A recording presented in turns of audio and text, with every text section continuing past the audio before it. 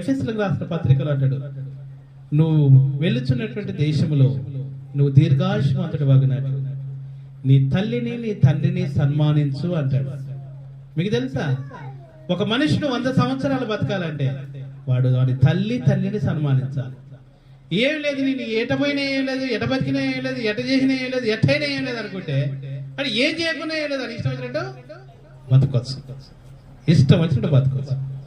కానీ నేను నిండా 100 ఏళ్ళు బతకాలి, నా పిల్లలు చూడాలి, పిల్లల భవిష్యత్తు చూడాలి, వాళ్ళ పిల్లల పిల్లలు చూడాలి, వాళ్ళ పిల్లల పిల్లలు చూడాలి, 3 తరాలు చూడాలి నేనంటే దేవుని వాక్యం చెప్తుంది, నువ్వు దీర్ఘాయుష్మంతుడు వగునట్లు నిండు 100 ఏళ్ళు బ్రతుకున్నట్లు నీ తల్లిని నీ తండ్రిని సన్మానించు. ఇది పురుషునికే కాదు, స్త్రీ కూడా ఉంది.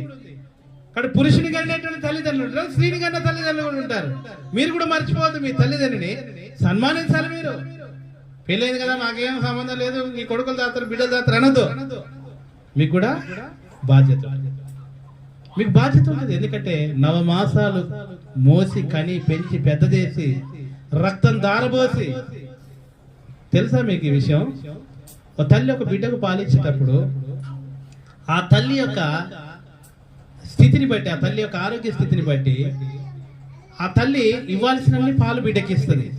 కానీ కొంతమంది తల్లుల పరిస్థితి ఎట్లుంటే పాలు లేని కారణాన్ని బట్టి ఆ పిల్లవాడు లేదంటే ఆ పిల్ల ఇంకా ఎక్కువ ఆకలి కొనండి తాగగలిగేవాడు ఉండి, అట్లే పాలు లేకుండా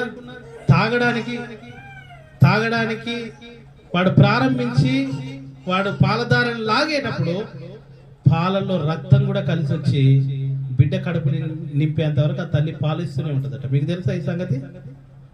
మీకు తెలుసా? రక్తాన్ని కూడా పాలుగా మార్చి బిడ్డ కడుపు నింపేదే తల్లి. ఏమనుకుంటున్నారు మీరు? తల్లి అంటే ఎవరు అనుకుంటున్నారు? యేసు ప్రభు గురించి రాయబడింది, తల్లి అంటే ఎవరు? తల్లి అంటే మోసిన గర్భం. తల్లి అంటే 9 మాసాలు మోసిన గర్భము తల్లి అంటే. తల్లికి నిర్వచనం అది. నిన్ను మోసిన గర్భం రా తల్లి అంటే. కాబట్టి తన రక్తాన్ని కూడా పాలల్లో కలిపించి నీ పొట్ట నింపిందే. అర్థమవుతుందా? ఒక్కొక్కటి మనను చేసుకొని ధ్యానం చేస్తే అర్థమవుతుందా? నీ రోమాలు నిక్కబడవాలి. లేదంటే నువ్వు మనిషివే కాదనుకోవాలి. స్పందన లేకపోతే మనిషివి కాదనుకోవాలి.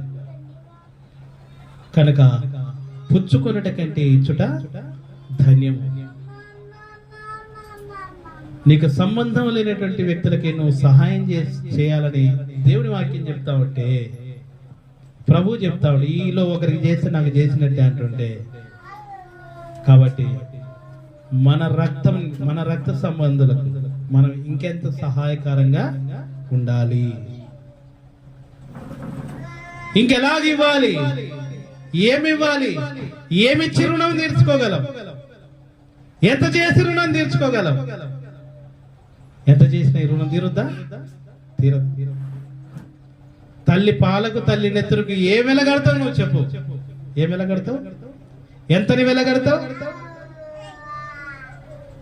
నిన్ను నువ్వు నిలువునా వెలేసినా కూడా, అమ్ముడు పోయినా కూడా నువ్వు ఆ వెల కట్టలేవు. కనుక పుచ్చుకొనుట కంటే ఇచ్చుట ధన్యం. కనుక ఇచ్చేటువంటి విషయంలో మనం ముందుండాలి. ఇచ్చేటువంటి విషయంలో